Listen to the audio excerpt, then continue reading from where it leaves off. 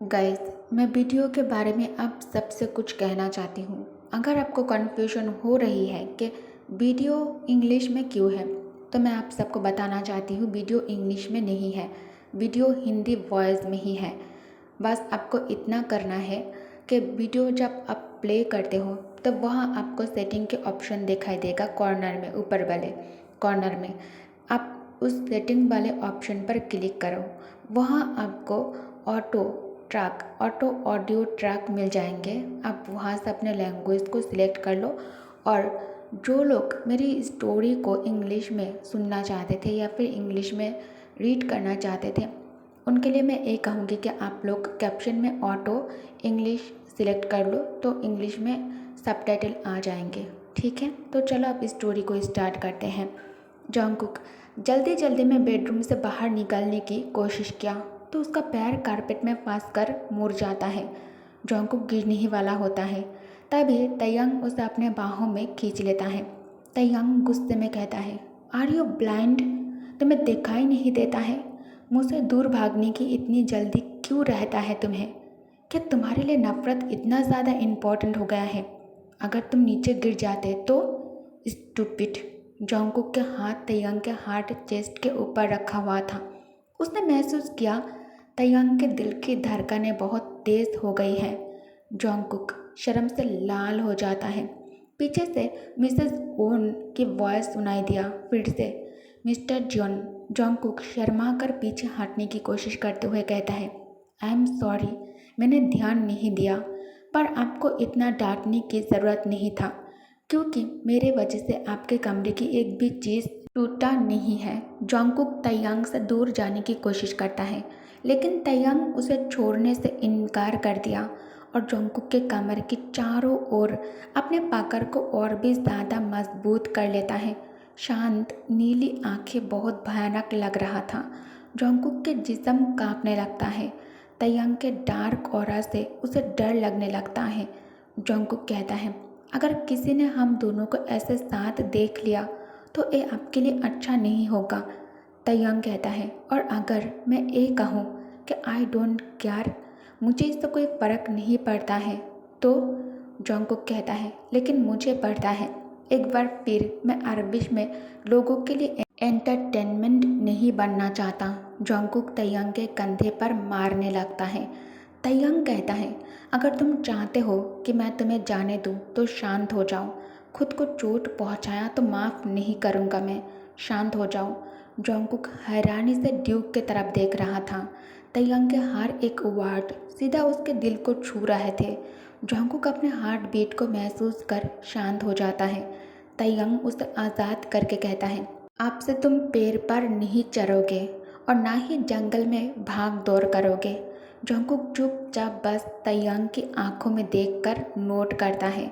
जॉन्गकुक bedroom से बाहर आ जाता है। बच्चे जॉन्गकुक को देखकर खुशी से उसके तरफ भागता है। तयंग उसके पीछे ही था। तयंग तुरंत सर्वेंट की तरफ इशारा कर बच्चों को रोकने के लिए कहता है। सर्वेंट बच्चों को जॉन्गकुक से दूर खड़ा कर देता है। तयंग मन ही मन सोचता है, थैंक गॉड बच्चे उसे नुकसान नहीं पहुंचा सके। मिस्टर वंग और मिसेस ओन ड्यूक के सामने सिर झुकाकर ग्रीट करते हुए कहता है, थैंक यू ड्यूक, हमें एनेक्स में चाय पर बुलाने के लिए और अपने हमें रिवर में घूमने के लिए बोट दिया, उसके लिए भी थैंक यू। तयंग शांत आवाज़ में कहता है, ओके। जॉन्गकुक बहुत ही ज़्यादा थक गया था। उसे अपने शरीर में भी बहुत ज़्यादा दर्द हो रहा था, लेकिन बच्चों को खुश देखकर जॉन्गकुक सारा दर्द भूल जाता है। मिस्टर वंग जॉन्गकुक को बच्चों के साथ ड्यूक के पैलेस छोड़कर जाने लगता है। मिसेस ओन जॉन्गकुक से कहती है, ड्यूक कितना ज़्यादा हैंडसम है ना, और उनका नेचर, वो तो उससे भी ज़्यादा अच्छी है।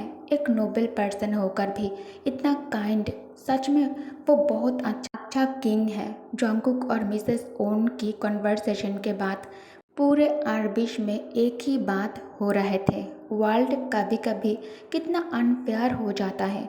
ऐसे वक्त पे मिसेस ओन कहती हैं, तुम्हें पता है वो लोग कब शादी कर रहे हैं? शादी वाट जॉन्गकुक को बहुत ही ज़्यादा अपसेट कर देता है। फिर भी जॉन्गकुक कहता है, मैंने सुना है नेक्स्ट समर के एंड अराउंड तक है वो एक ग्रैंड वेडिंग होगी जो पूरे एम्पायर को स्थिर कर देगी। मिसेस ओन कहती हैं। मुझे उसे देखकर सच में जेलसी फील होती है।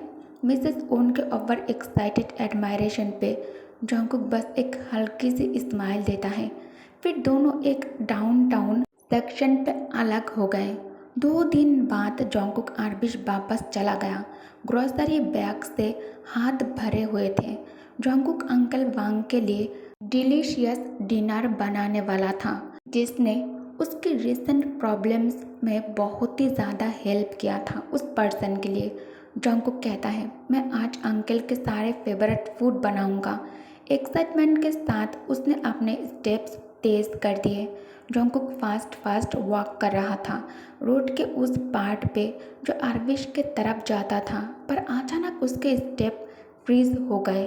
रोड के बीच में ही एक मिडिल एज्ड वुमेन सामने से आ रही थी और उसने भी एकदम रुक गया जैसे ही उसके नज़र जंकुक पर पड़ता है।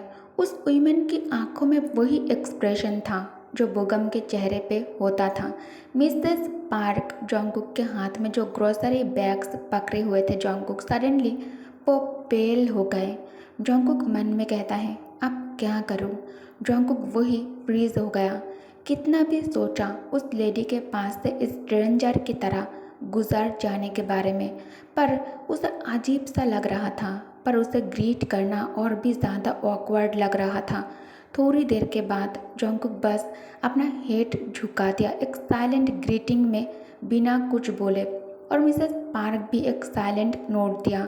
लेकिन जब ये ऑकवर्ड मोमेंट ख़त्म होने ही वाला था तभी मिसेस पार्क ने अपने लिप्स खोलकर कहती है जंकुक। जंकुक शॉक में पलट कर देखता है। मिसेस पार्क आहें भर कर कहती हैं ये सब इस तरह ख़त्म होगा मैंने कभी नहीं सोचा था। अब उसकी आंखों में ना हॉस्टिलिटी थी ना गिल्ट, बस एक लाइफलेस एक्सप्रेशन थी। मिसेस पार्क कहती हैं चाहे मेरी रेपुटेशन ग्राउंड पे गिर गई हो और बोगम के साथ मेरा रिश्ता टूट गया हो, फिर भी मैंने तुम्हारी शादी तो रोक दिया, बस इतना ही काफ़ी है मेरे लिए। जंकुक को लगता अगर मिसेस पार्क का टोन हॉस्टिल होता तो शायद वो ज़्यादा बेटर फील करता, लेकिन हर एक काम और थके हुए लफ्ज़ उसके दिल को ग्लास के शेड जैसे चुभ रहे थे। मिसेस पार्क ने अपनी बात ख़त्म की और साइलेंस में वॉक करते हुए उसके पास से निकल गई। मिसेस पार्क के जाने के बाद जंकुक अपने स्टेप्स बोल्ड तरीके से आगे बढ़ाने लगता है, लेकिन कुछ ही देर बाद जंकुक एक ब्रोकन टॉय की तरह रुक जाता है। उसने नीचे अपने दोनों फीट की तरफ देखा और अपना हाथ स्ट्रेच किया और एक डीप ब्रीथ लेता है। जंकुक धीरे से विस्पर करता है क्या मैं सच में एक इंसान हूँ। शर्म का एक स्ट्रॉन्ग इमोशंस उसके अंदर एंटर हुआ। जंकुक धीरे धीरे अपने बंद आंखों को खोला और केबिन के तरफ चलने लगी जहाँ अंकल वांग उसका इंतज़ार कर रहे थे। प्लाटिनस रोड एक सफ़ेद कबूतर धीरे से बालकनी के रेलिंग पर उतर आया। अपने पंख मोड़ते हुए वो बर्ड सीधा फीडर के पास गया और खाना चूंघने लगा। गोल्डन सनलाइट जो ढलती धूप के साथ अंदर आ रही थी उसमें वो बर्ड और भी सुंदर लग रहा था। तयंग कहता है फोबियो। ड्यूक ने उस बर्ड को देखते ही उसका नाम लेता है फोबियो।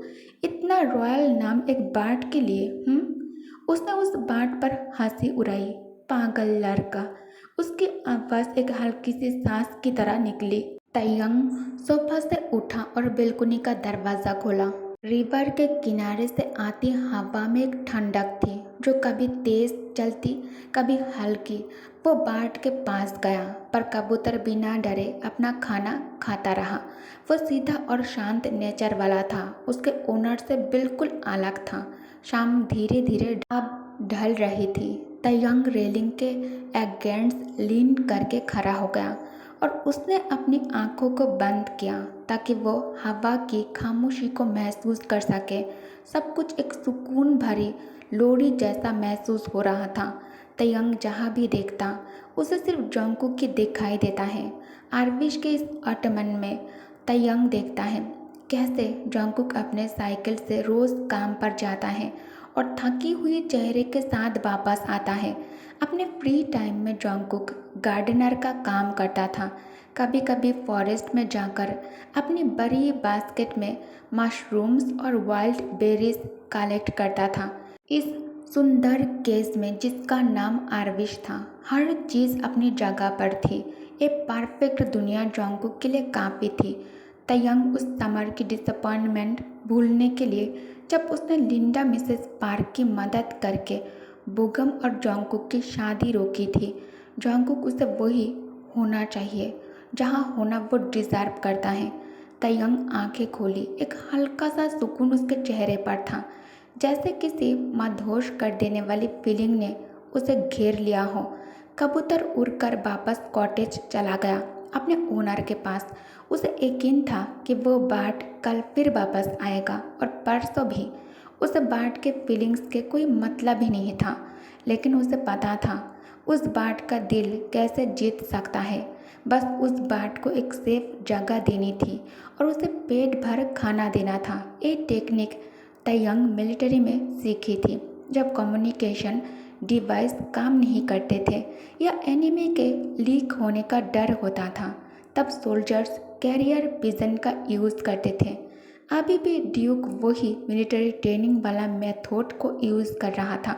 जंगकुक के कैरियर बर्ड फोबियो को ट्रेन करने के लिए। फोबियो को अब समझ आ गया था कि पार्क बुगम के बंद विंडो पर जाने का कोई फ़ायदा नहीं है। कबूतर को एक नया सोर्स ऑफ फूड मिल गया था और वो जगह सेफ थी। अब से फोबियो हमेशा उसके एनेक्स आएगा।